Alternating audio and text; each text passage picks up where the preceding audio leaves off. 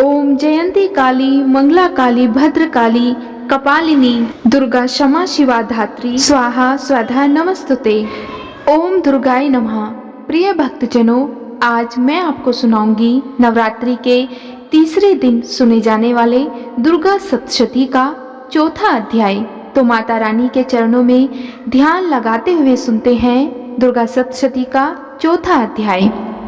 महर्षि बोले, उस दुष्ट आत्मा परम बलशाली महिषासुर और उसकी सेना को देवी ने मार डाला। तब समस्त इंद्रादिक देवगण प्रसन्न हो सिर और मस्तक झुकाकर भगवती की स्तुति करने लगे, जिन भगवती की ही शक्ति से यह संपूर्ण विश्व उत्पन्न हुआ है और जिनकी समस्त देवता और महर्षिगण पूजा करते हैं। ऐसी जगदम्बिका को हम भक्ति पूर्वक प्रणाम करते हैं। वह हमारा कल्याण करे। ब्रह्मा, विष्णु और शंकर भी जिसके अतुल्य प्रभाव और शक्ति का वर्णन नहीं कर सकते, वह चंडिका देवी विश्व का पालन करे तथा अशुभ भय का विनाश करने को तैयार हो। जो पुण्यात्मा है उनके घर में आप लक्ष्मी का रूप हो, पापियों के यहाँ दरिद्र रूप हो, शुद्ध हृदय वालों के हृदय में बुद्धि का रूप, श्रेष्ठ मनुष्य के यहाँ श्रद्धा रूप और सत्कुल में उत्पन्न होने वाले के यहाँ लज्जा स्वरूप हो। हे देवी, हम सब आपको नमस्कार करते हैं। हे भगवती, आप संपूर्ण जगत की रक्षा करो। आपके इस अचिंत्य रूप का, असुरों के संहार करने वाली शक्ति का तथा युद्ध में असुरों के साथ आपके अनेक प्रकार के चरित्रों का हम किस भांति वर्णन करें। आप त्रिगुणमयी होते हुए भी सारे संसार का हेतु हो। आप में दोष नहीं ज्ञात होते। ब्रह्मा, विष्णु और महादेव भी आपका पार पाने में असमर्थ हैं। आप ही सबका आश्रय हो। यह संपूर्ण विश्व आप ही का अंश मात्र है। आप ही अव्याकृत तथा परम प्रकृत आदि शक्ति हो। हे देवी, समस्त यज्ञों में मंत्र रूप आपका नाम उच्चारण कर हवि देने से संपूर्ण देवता तृप्त हो जाते हैं। वह स्वाहा रूप आप ही हो। हे देवी, आपके द्वारा देवता, ऋषि और पितृगण तृप्त होते हैं। इस कारण स्वधा रूप भी आप ही हो। हे भगवती, आप मुक्ति का हेतु अचिंत्य ब्रह्म स्वरूपिणी महाव्रता हो। हे देवी, आपका अभ्यास राग द्वेष रहित तत्ववेत्ता, जितेंद्रिय तथा मोक्ष की इच्छा करने वाले मुनिजन करते हैं। इसीलिए आप सर्वोपरि हो। हे देवी, आप शब्द में तीनों वेदों का सुंदर मूर्ति ओंकार युक्त मनोहर पदों के पाठ युक्त यजु शाम की आश्रय रूप वेद माता, ऐश्वर्य से युक्त प्राणी मात्र की आजीविका तथा संसार का दुख दूर करने वाली हो। हे भगवती, समस्त शास्त्रों का ज्ञान देने वाली मेधा शक्ति, इस कठिन भवसागर से पार लगाने वाली नौका रूपी दुर्गा देवी आप ही हो। हे देवी, कैटभ विनाशी भगवान विष्णु के हृदय में वास करने वाली लक्ष्मी और महादेव जी से सम्मान प्राप्त गौरी स्वरूपा आप ही हो। हे भगवती, पूर्ण चंद्रमा के तुल्य निर्मल तथा स्वर्ण के सदृश कांतिमान मंद मंद मुस्कुराते हुए मुख को देखकर भी क्रोध से युक्त हो महिषासुर ने आपके ऊपर प्रहार किया था, सो बड़े आश्चर्य की बात है।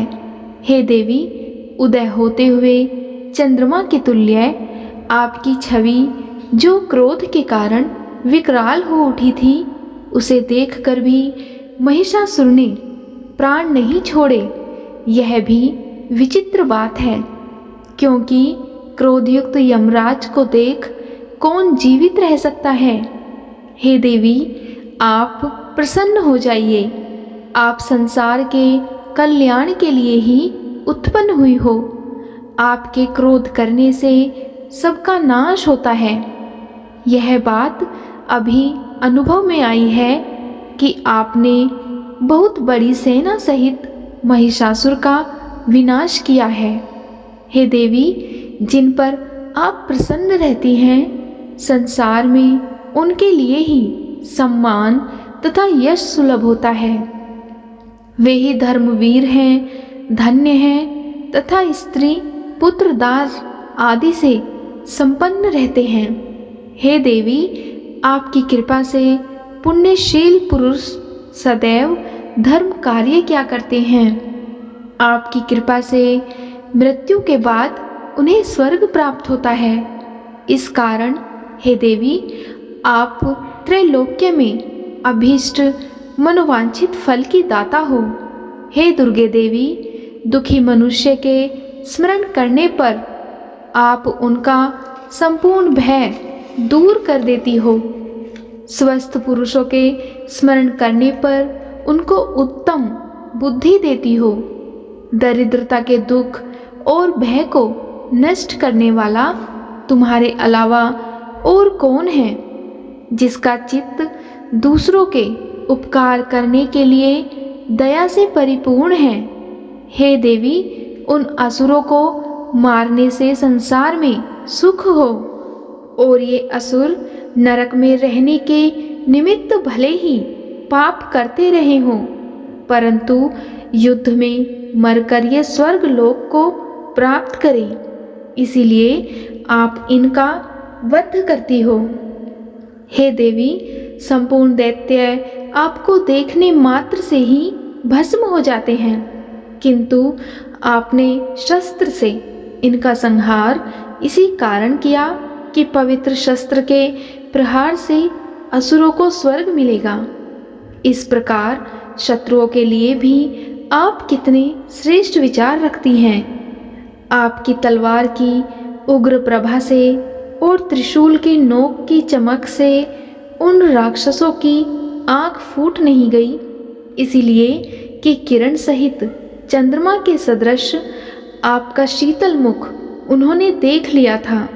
हे देवी, आपका शील दुराचारियों के दुराचार को दूर करने वाला है और उसकी समता नहीं है, और आपका स्वरूप अविचिन्त्य है। आपका वीर्य पराक्रम देवताओं के बल और पराक्रम के हरण करने वाले असुरों का नाश करने वाला है। इसी तरह से शत्रुओं पर आपकी हुई कृपा प्रत्यक्ष है। हे देवी, आपके पराक्रम की किसके साथ तुलना हो सकती है। शत्रुओं को भयभीत करने वाला एवं आपके समान सुंदर स्वरूप और कहाँ है। हृदय में दया परंतु युद्ध में कठोरता, यह बातें त्रैलोक्य में आप में ही दिखाई देती हैं। आपने युद्ध में शत्रुओं को मार करके तीनों लोकों की रक्षा कर उन असुरों को स्वर्ग पहुंचा दिया और उन्मत्त असुरों से हमें निर्भय कर दिया है। हम आपको नमस्कार करते हैं। हे देवी, त्रिशूल से हमारी रक्षा करो।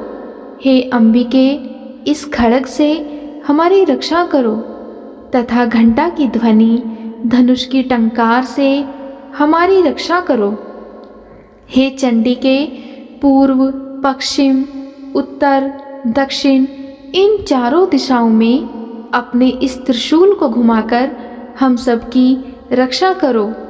तीनों लोकों में आपके जो सुंदर तथा भयानक रूप विचरते रहते हैं, उन सब रूपों से हमारी और पृथ्वी की रक्षा करो। हे अंबिके, आपके कर कमलों में खड्ग, शूल, गदा आदि शोभित हैं, उन सब से हमारी रक्षा करो। ऋषि बोले, जब देवताओं ने जगदम्बा श्री दुर्गा की नंदन वन के सुंदर पुष्पों तथा गंध चंदन से पूजा और स्तुति की और भक्ति भाव से सुगंधित धूपों से पूजन किया तो देवी ने प्रसन्न होकर देवताओं से कहा, हे देवताओं, तुम लोग मनोवांछित वरदान मांगो। देवता बोले, आपने सब कुछ कह दिया, अब कुछ भी अवशिष्ट नहीं रहा।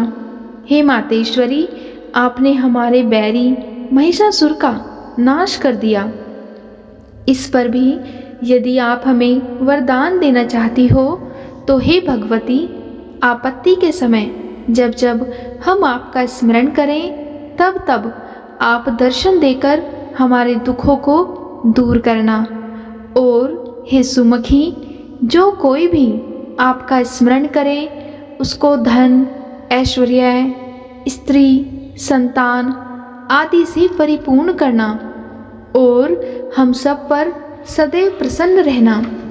ऋषि बोले, हे राजन, देवताओं ने समस्त जगत तथा स्व कल्याण के लिए जब इस तरह प्रसन्न कर लिया तो भद्रकाली देवी ऐसा ही होगा, इस प्रकार कह करके अंतर ध्यान हो गई। हे राजन, समस्त जगत का कल्याण करने वाली भगवती जिस प्रकार समस्त देवताओं के शरीरों से उत्पन्न हुई थी वह सब मैंने आपसे कह दिया।